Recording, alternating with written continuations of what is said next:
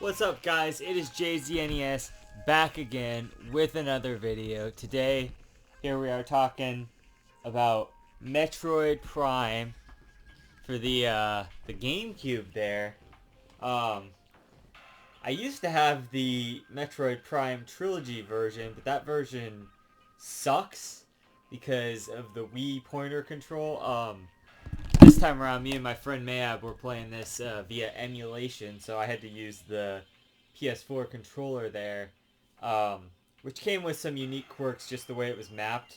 If I wanted to like strafe and like move while using the super missile, because the super missile is charging your beam plus this, so often I would be doing like, and you have to hold this and then like this to aim. So, or well, I should have just had it mapped to these. That would have been a lot easier, but I had it mapped to this. So what I would do is like boom, boom, and then I'd have to like while doing this, and if I wanted to like, cause the other way I would do it is like this to like, so I'm really using most of my fingers here, but that was kind of some of my strange button mappings problem, but I had like the morph ball mapped to, I think like triangle or whatever. Maybe that wasn't it. I don't know. Anyway, use the D-pad to go through the different visors. There's like 4 of those or whatever. There's like the regular one, and then the one where you can scan stuff, and then there's like a thermal and a X-ray visor, which let you see different things like platforms, and then like certain enemies with the thermal visor and whatnot. Which there's some invisible enemies and whatnot.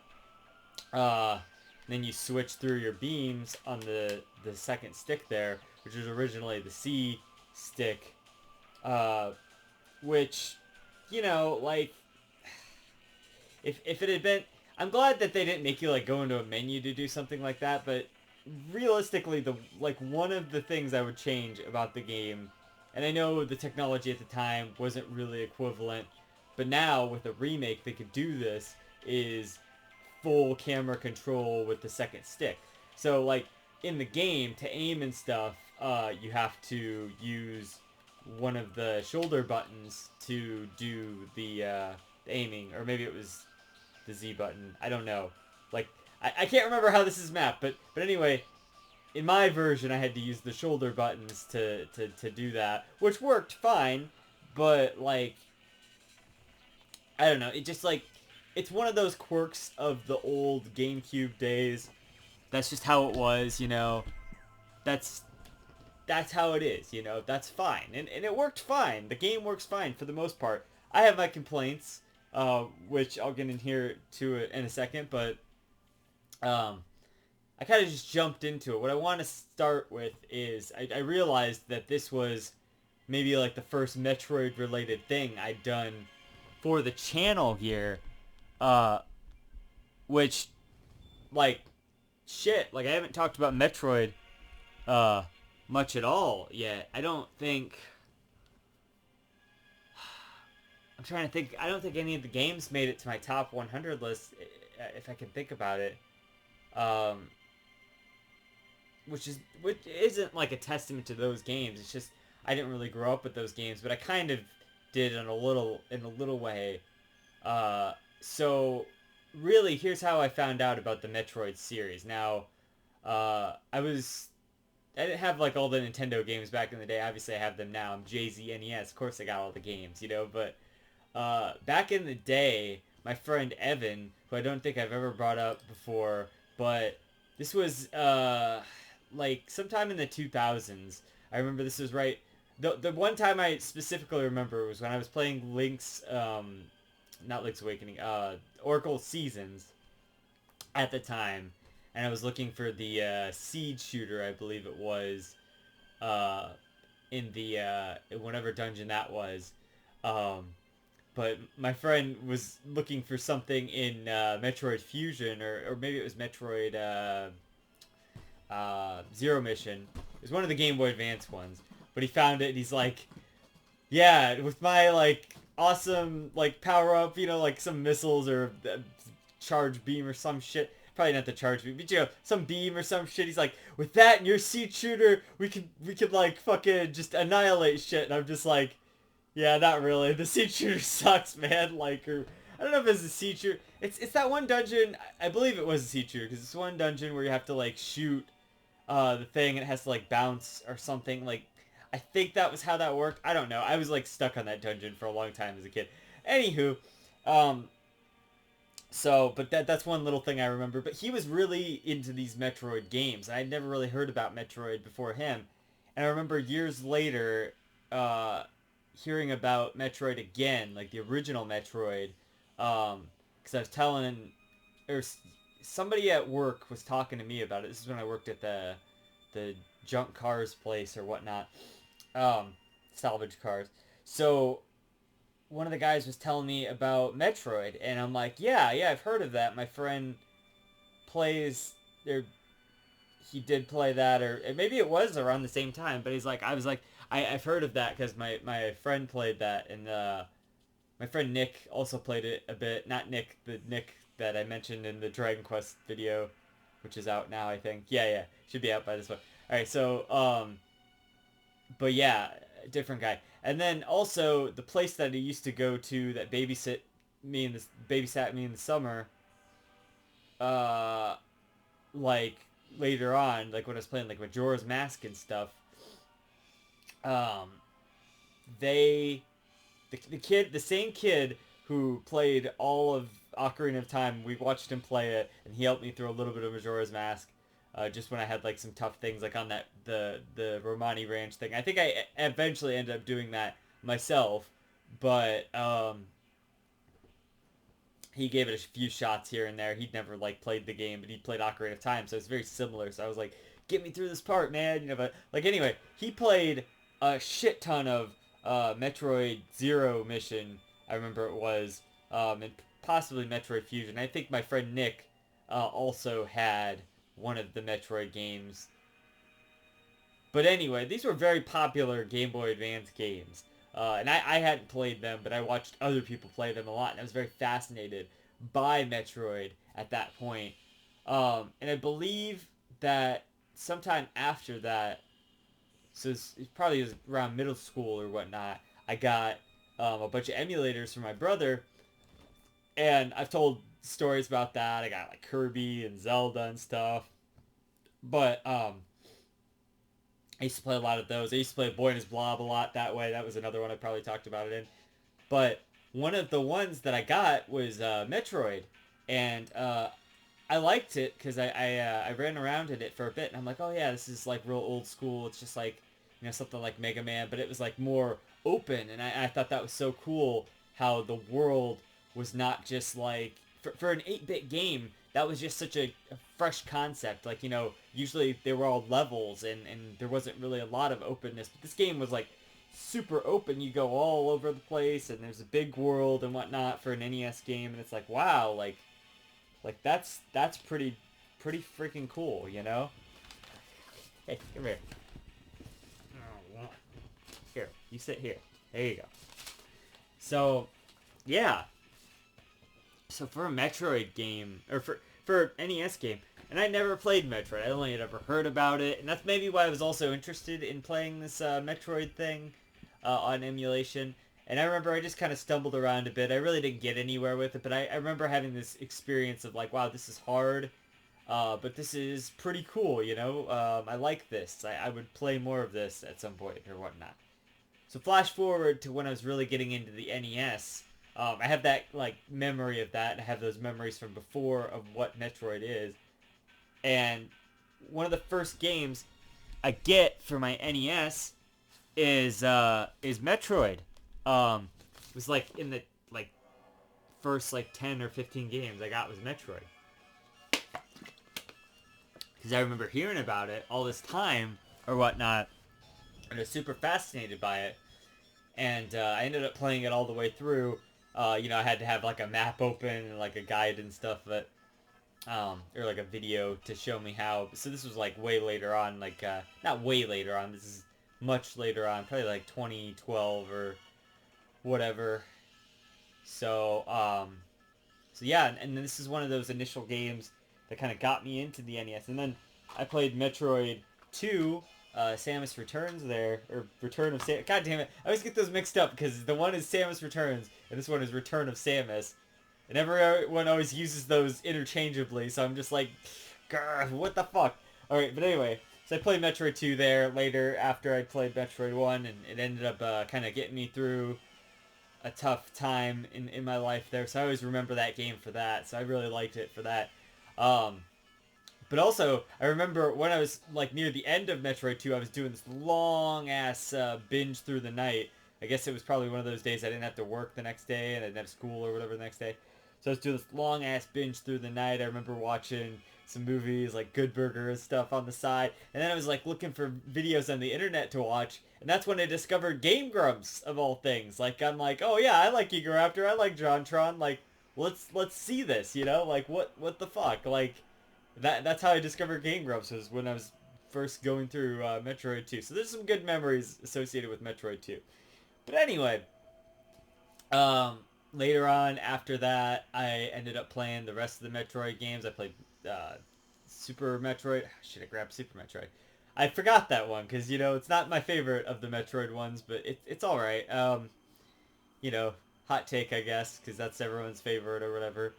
Then I played Fusion later on, and yeah, and I liked that one a lot. I think that's probably the best one of the ones that I played so far. Still my favorite, I guess, is Fusion there, because it kind of feels like the concept of all the other games, like, taken to the next extreme. It really does feel like a fourth Metroid game, in that sense. And of course, there's the new Metroid game coming out, Metroid Dread. So that's cool. So that's kind of why, not really exactly why. I think we started playing this game actually before that announcement, if I remember correctly. And that was just kind of a happy accident that happened. So, but yeah, I've always really wanted to get into the Prime series because everyone always talks about it.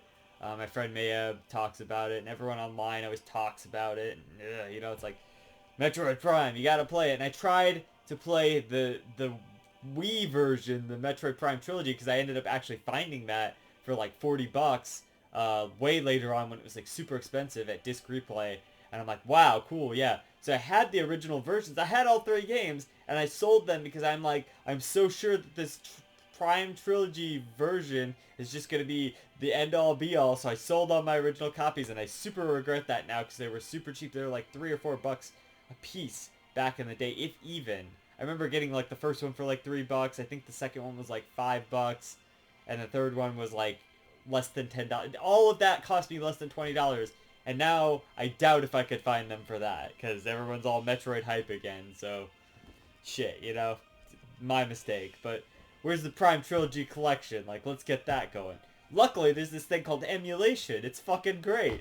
And I played it that way, and thank God I did, because this game without save states would have just been a fucking nightmare and a half.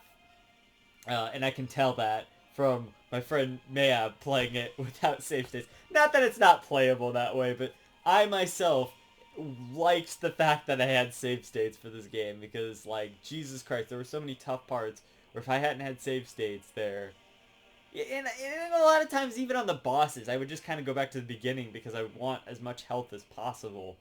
And they give you 10 fucking things of health in this game, 10 full energy tanks of health, and you still run through that on most of the bosses. It's insane, man. Like, it's crazy how fucking, like, powered up you feel. And then when you get to a boss, it's like, well, shit, I guess I'm not that powerful, you know? So, yeah. So, I guess that's one thing to get into. Let's just get into some of the negatives before I get into some of the positives. So, the bosses in this game are kind of hard. And some of them, like, really test my patience. The final boss, especially, was you know, actually he wasn't that bad. It was like that third to last boss, the like whatever he was, where he would like keep respawning, and then he would respawn these fucking Metroids, and each of the Metroids was associated to one each of your beams. So there was the charge beam's yellow, you know, wave beam is purple, the red beam, the plasma beam, I believe it was. Is that right? I don't remember. Anyway, and then the freeze, the ice beam or whatnot, which is also great. But you'd have to switch between the beams, and the ice one was the one that wasn't so bad, I think, right? Because you could just, yeah, because you could just shoot them and they would pretty much die like easily. So I'd always hope for the ice ones. It was RNG, you know, totally like let's go whichever ones he wants to throw out kind of thing in between. But so here's the thing. So you have to like dodge all of his shit, and then you have to like wait for him to go onto these little like spots around the room.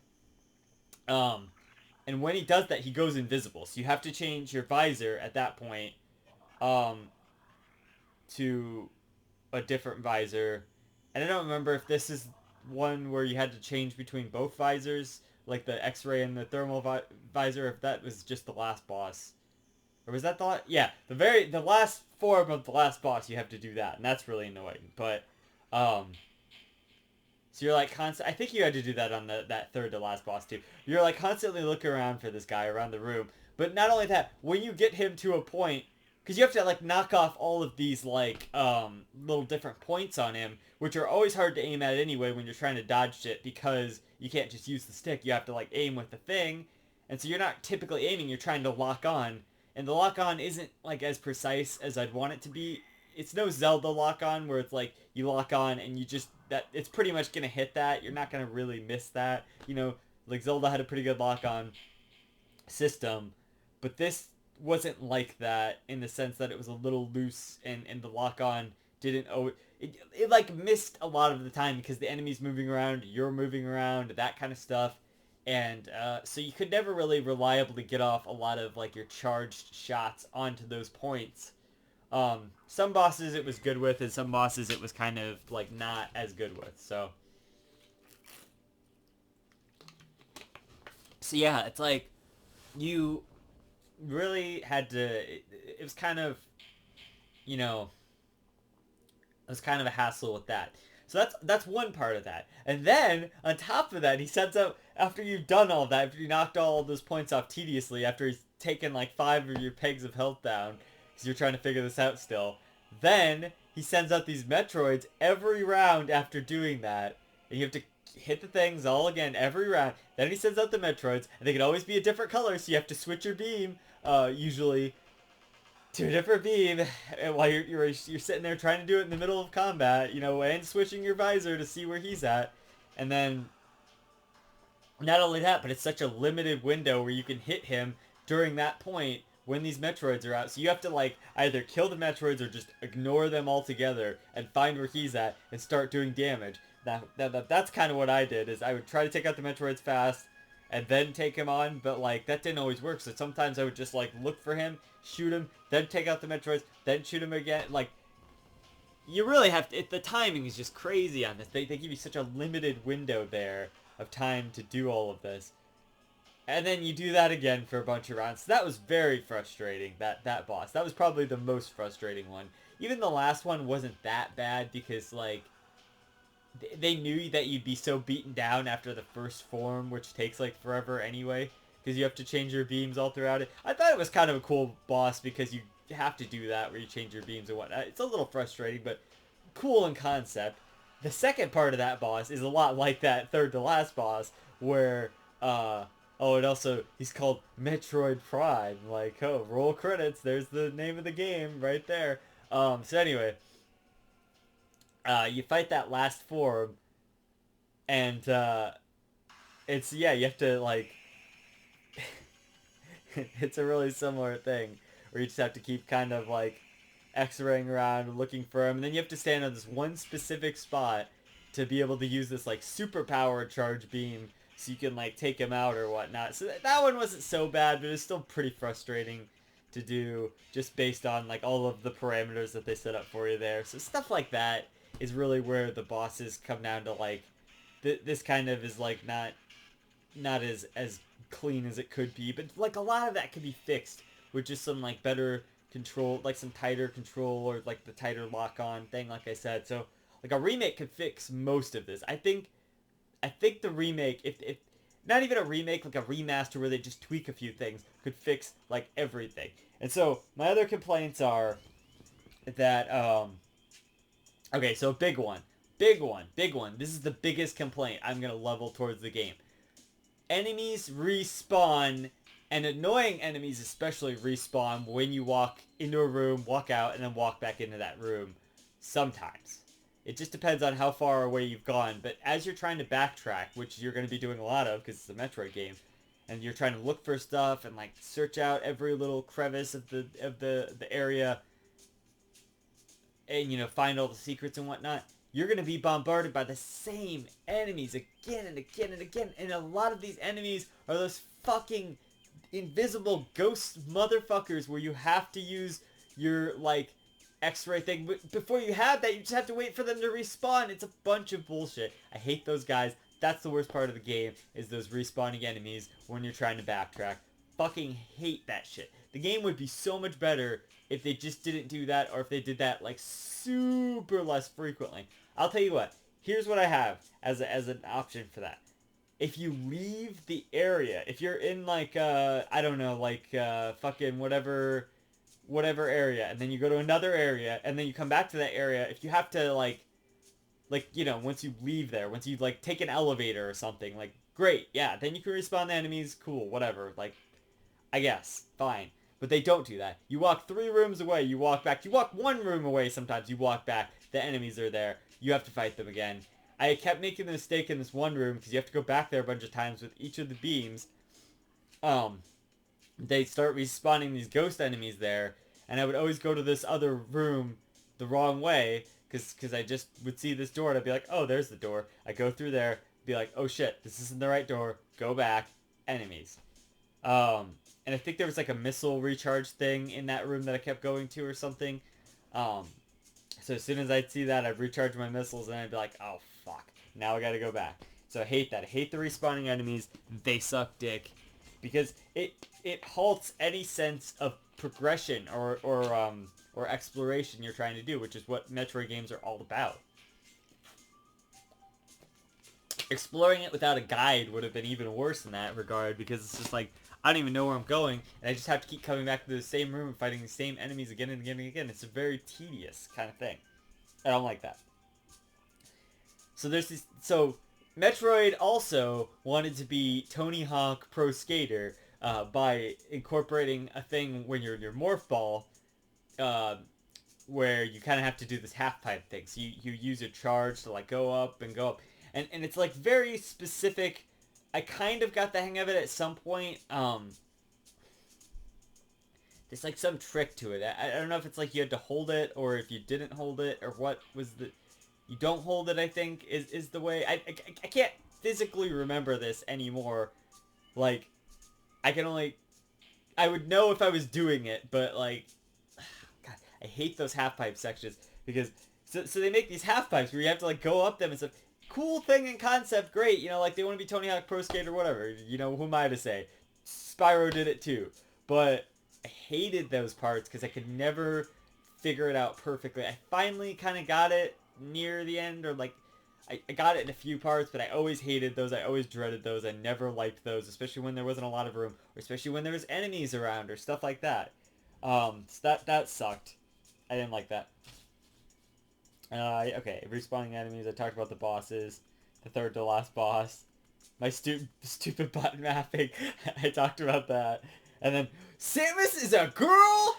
No, that's not a complaint. So now, I think I'm done with my complaints now. We'll see if I can find any other ones. But it's funny, at the end, it's like another one where she takes off her helmet, and it's like, it's Gamecube, so it doesn't look like the best. To be fair, they never had to program humans anywhere else in this game. But it looks a little wonky. That's the only thing in the whole game. So let's get to the positives now. The game looks fucking fantastic. Other than that one little thing. The game looks fucking amazing. I think it looks really, really good. And the emulation helped that and all that. Made it really HD and whatnot. But it's like, no. The game looks really good for the GameCube. This is like, what, 2001 or 2 or something? Like the only other thing that was comparable at the time, it was maybe like the Resident Evil remake. But they fucking blew it out of the water with these like graphics and whatnot. It still holds up. It still looks really good today, is what I'm trying to say. Like, wow, like holy shit. And I'm sure the other ones only get better from here. So I'm really excited to You'll see what those ones look like too. The 2 and 3 there. And Other M. You know, I don't have the Metroid Prime games anymore, but I sure have Other M sitting over there.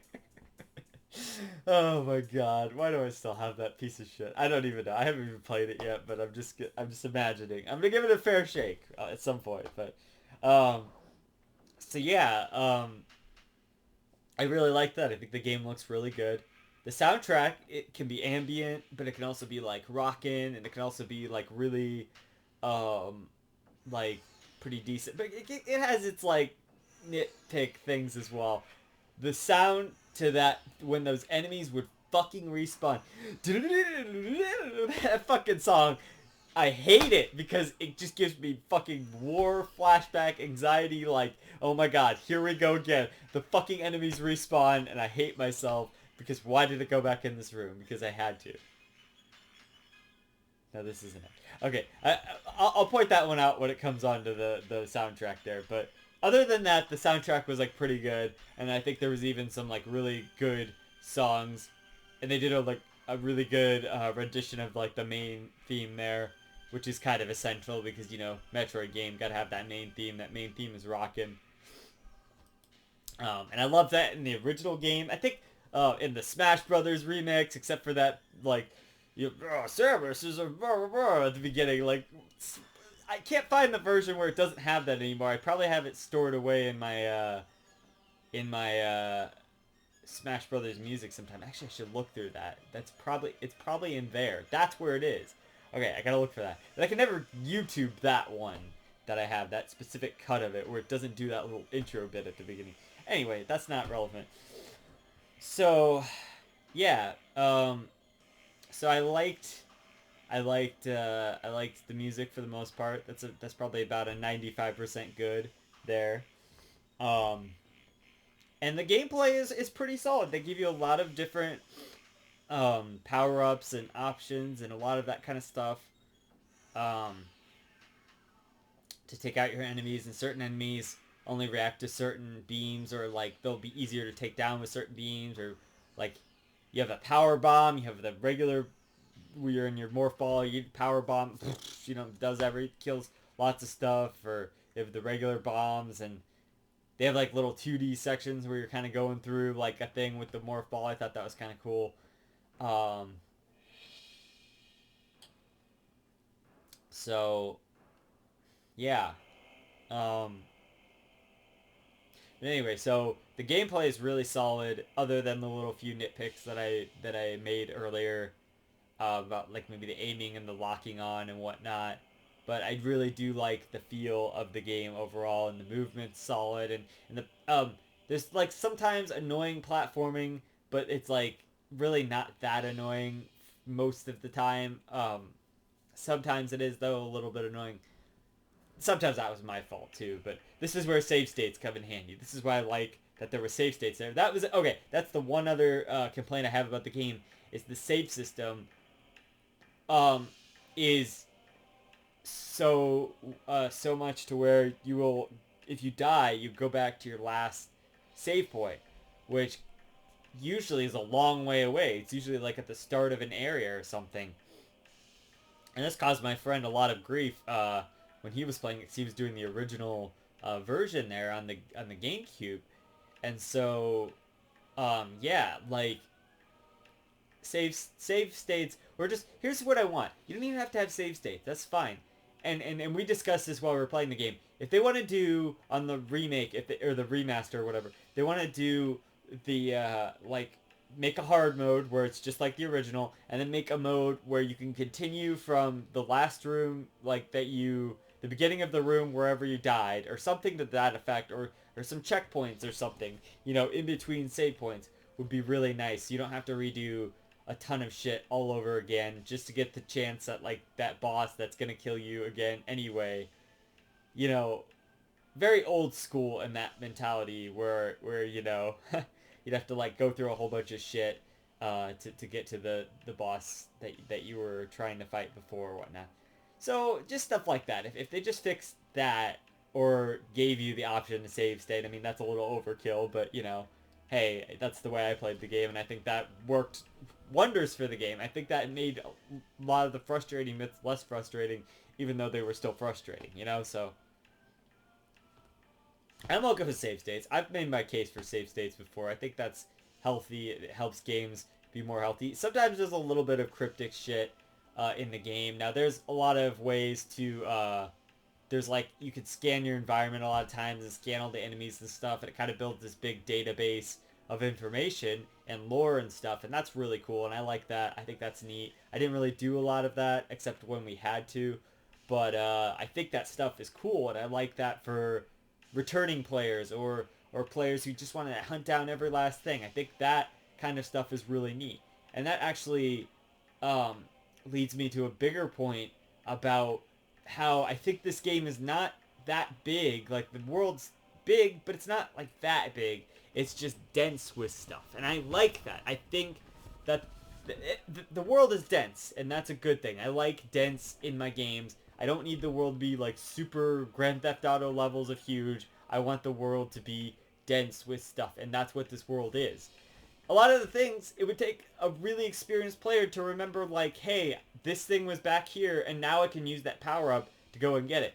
Like, even in some of the earlier Metroid games, I wasn't always thinking to go and get these power-ups, you know, once I got new power-ups or whatnot. But, or like, you know, missile expansions or like E-tanks or whatever. But the thing is that that's cool. I like that. I mean, some of that stuff's like really obscurely hidden.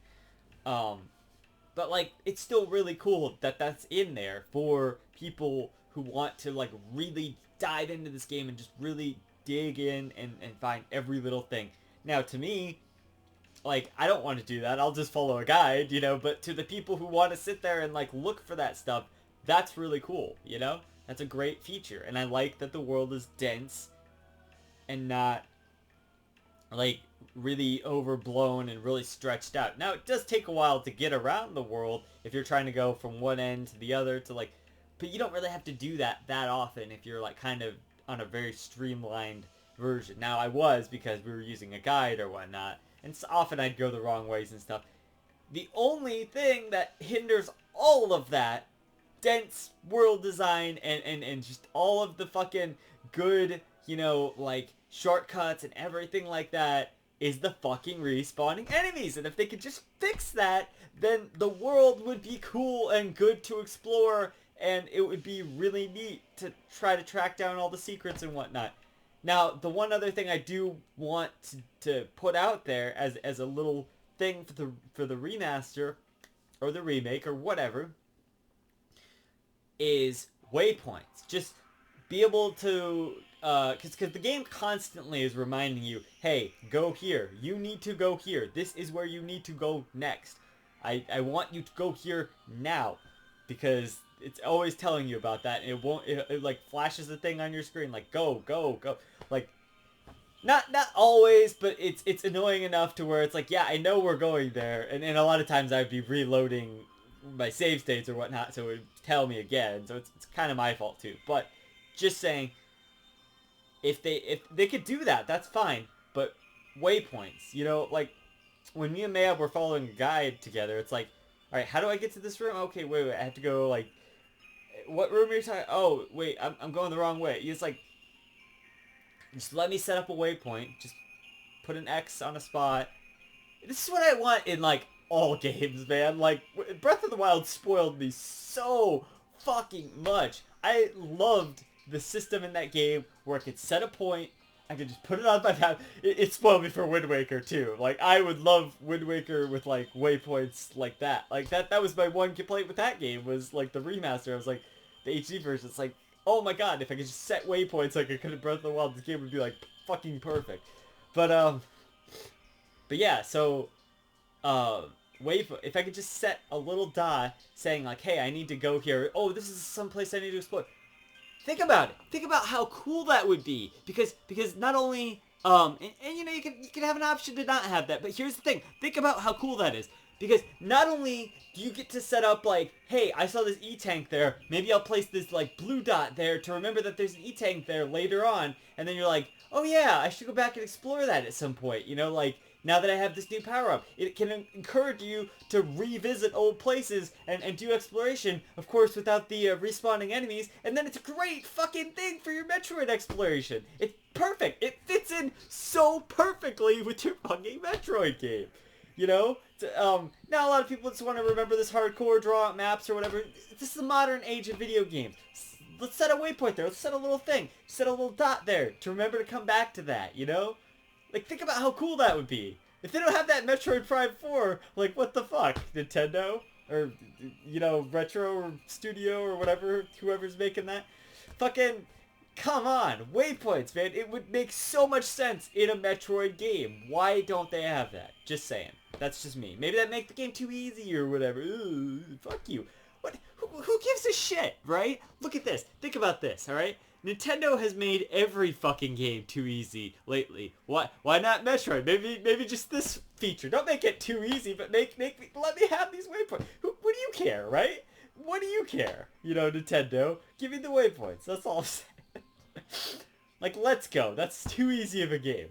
Pokemon Let's Go. It's like, but you know, give us options. Give us options to make it harder, make it easier. That's all you gotta do. Then all your games will be perfect and you'll be way on top again.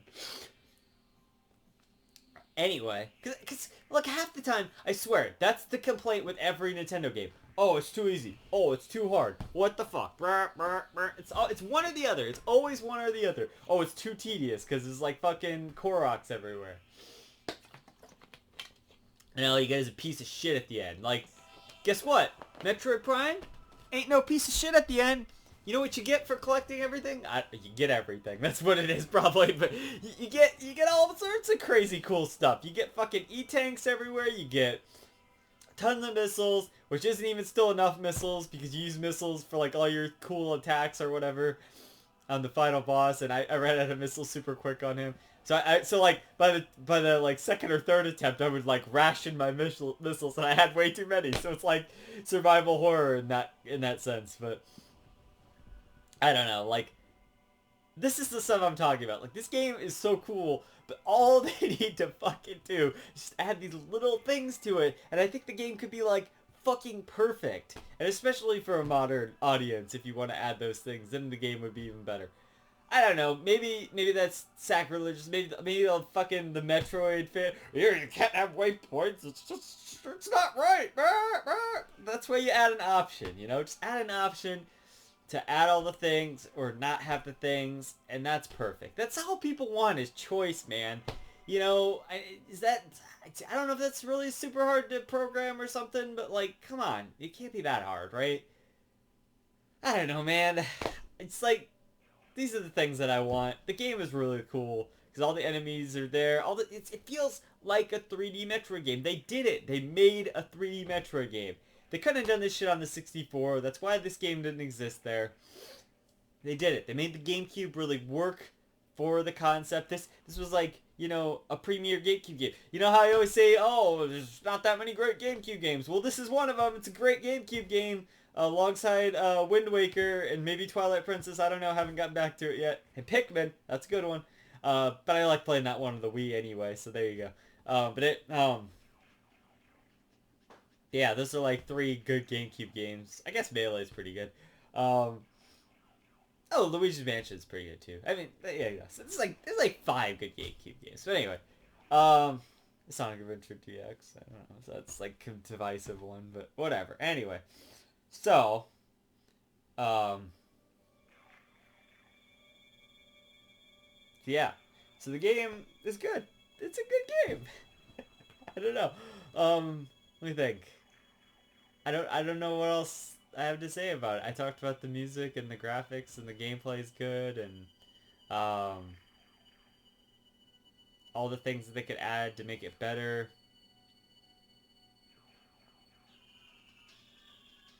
Oh, this is it. This is it, right? This is the music. Yeah, this is the one. I hate this. It's like, I only hate this music because the respawning enemies, every time they fucking come back, I hear, I'd hear this. That's me getting anxiety every time I realize that, oh my god, they're back. Why are they back? Let me go. Let me just die. All right. So yeah, but other than that, like I like the different areas. There's like an ice area. There's like a magmore caverns, like a lava area. There's like um oh yeah, and then there's like artifacts. You gotta find those throughout the game. Okay, so I was gonna talk about there's this one that's like hidden in a tower that's kind of like obscure and cryptic, and it's not something you'd really figure out super easy, but there might have been a thing like a lore data thing that would tell you to like do that or something. You have to like blow up a thing and then it'll like fall down, and then you have to figure out how to get into the fallen tower and whatnot. Little obscure things like that are like you need these artifacts to like finish the game or whatnot. So yeah, um, but as like a reinvention of the Metroid series, it feels exactly like what the 2D games were trying to like convey, but as a 3D game, and I think that's really cool that they didn't have any like super big hiccups getting to the third dimension, other than maybe some growing pains like some the lock on and that kind of stuff, and the respawning enemies and stuff like that. But that's stuff that can be fixed, you know. I guess it's probably not going to be fixed in the subsequent games, because Mayab told me that the second game saw those bullshit respawning enemies and stuff. But save state away, you know. But I'll still give it a chance. I still think that the game is really good despite all of that. Um, so yeah, I mean, it's really solid, and I really had a good time with it, and it was fun to play it through with my friend there. You know, sometimes we get a little mixed up on like each other's directions, just basically because like you know it's hard to just like convey what you're trying to get at by just voice alone. So it's like you know we get a little mixed up sometimes, but that was more frustrating in that aspect of two people trying to play the same game at the same time without even like seeing each other's screens or whatever. But we do that all the time. We've played like RPGs together, and we've played like Tomba we did together, and like um a few other games like that. Mega Man Legends we did, so stuff like that. So yeah, anyway, but good game, fun game. Definitely deserves a remaster to fix some of these problems, especially before 4 comes out. And I'm definitely looking forward to the other two games there. For us playing those in the future, me and Mayab there. So that'll be fun. Um, and then yeah, at some point I want to get to the other Metroid games as well. Not just Other M, and that wasn't really even a fucking pun on that. But then when I said Other, I realized, oh yeah, Other M. So I do want to get to that one too at some point, but also like Samus Returns and Zero Mission maybe at some point, and then I don't know. Yeah, like the other Prime games, I guess. Um, so cool. Yeah, good game. Solid, very like high tier graphics for the time. Um, it plays pretty well with a few minor complaints, and the music's good. The world feels really good to explore and like look around and stuff. So that's cool. Feels like a Metroid game, you know. So yeah, but I'm gonna give it a 8.7 out of 10. So yeah. Uh, until next time, this has been JZNES saying keep it classic. Stick around for more reviews, underrated games. I'll see you guys in the next one. JZ